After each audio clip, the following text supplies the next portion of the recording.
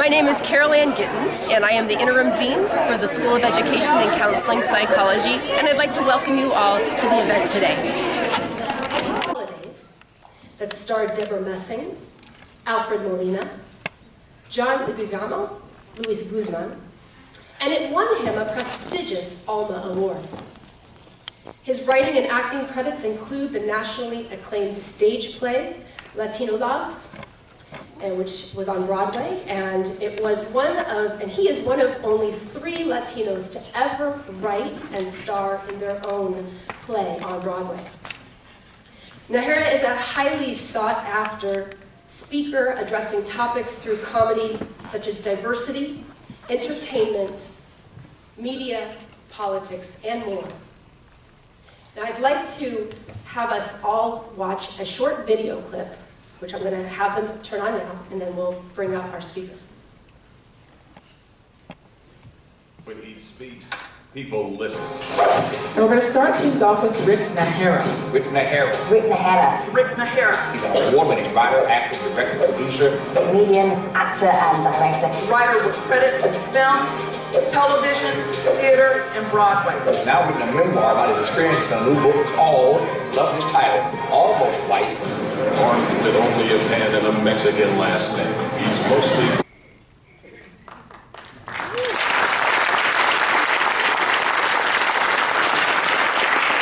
So ladies and gentlemen, please join me in welcoming Rick Najera.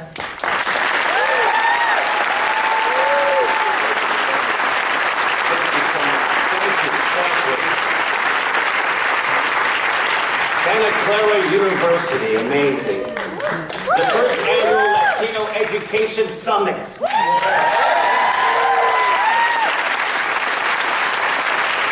I always say Latinos are the solution. We are never the problem. And when I look at education, it's so important what you're doing. And the Latino Thought Makers is really about showing that to the world. I was saying that we're in charge of our destiny.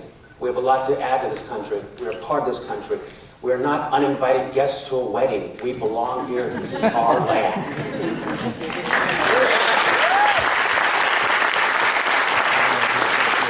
And we are inclusive. We're not exclusive. So if you want to join the Latino party, welcome aboard.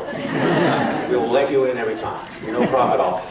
You don't have to be Latino to support Latinos and our issues, because our issues are the same issues that affect everyone. Education is one of our #1 problems in this country. I believe it sincerely to my heart. And even look at this presidential election and what's going on, and we all know how crazy that looks. Presidential candidates look more like children now than ever before. They use words like, "You started first, I had to come back at you." And I'm shocked by it, because now we hear people say, "Build a bigger wall, build a bigger wall." And I grew up in San Diego, California. I grew up on the border, 15 miles from the border, and I have to tell you a story. You might, forgive my language, it's going to get a little crass here. But I grew up in San Diego, California, and I'm güero, very güero. Güero means, in case you don't speak Spanish, güero means tall, good-looking Latino male. And it's not me, it's my people who call me this.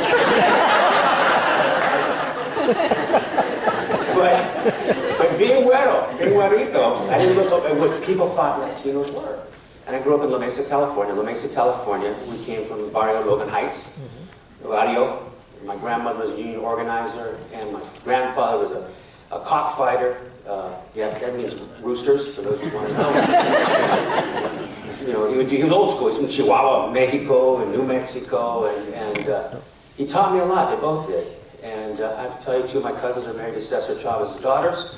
So on the border field, and those issues, even Caesar taught me, it was education. Education. The #1 thing he wanted was education. And I grew up in San Diego, California, being a little güerito boy. I grew up in La Mesa. And La Mesa only had 3 other Latino families there. One family lived on a chicken ranch down the street. I consider them very Mexican.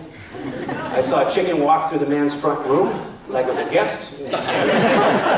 Took out a Tecate beer and watched Sábado Gigante. Part of the family. So he would ask me, you're Mexican. I go, yeah, but they're really Mexican. That's some serious Mexicans. There's another Mexican family lived up the street a few blocks away, and where was it? And growing up in La Mesa, California, now, I tell a story, people always get shocked when I say it. I was in the schoolyard one day, and this is back then, things weren't great in education, especially for us Latinos, you know. And some kid took my ball. I had his ball. I was playing this, handball against a court like us Mexicans will do. Takes my ball and he goes, "That's my ball." I go, "No, it's my ball." And he goes, "No, it's my ball. It's not my ball." And I go, "No, it's my ball." And he grabs me, pushes me on the ground, and says, "Well, it's my ball now, wetback." And I never heard the term before. It didn't sound like a bad word. Wetback, dryback, quarterback, halfback, wetback. You know?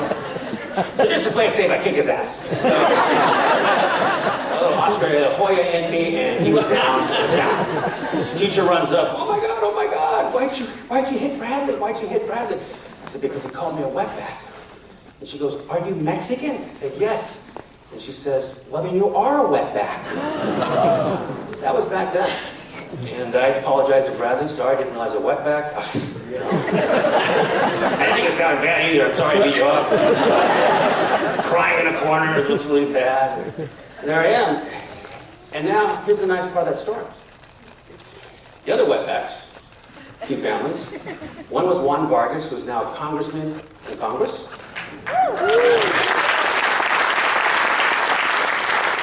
And the other is Elena Ochoa, the first Mexican-American astronaut.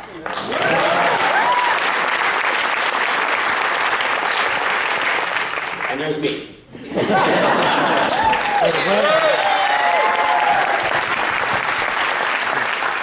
There's 3 little wetbags from La Mesa. And you know something, I looked at that and I want to take over those words and turn them not against us, but emphasize, use it as an education tool of telling the stories that we don't get to hear about us. You know, the Annenberg study came out, there was something like less than 5% of Latinos are on television, film, and all the big shows, yet we're 17% of the population. So how the media sees us, or doesn't show us, affects us. Imagine, if you will, you were adopted by a family, and all of a sudden, you looked at the family album of pictures, and you noticed that every one of your pictures had been purposely cut out of the family album. That's how Latinos feel in America. And that has to change. And Latino Thought Makers helps this.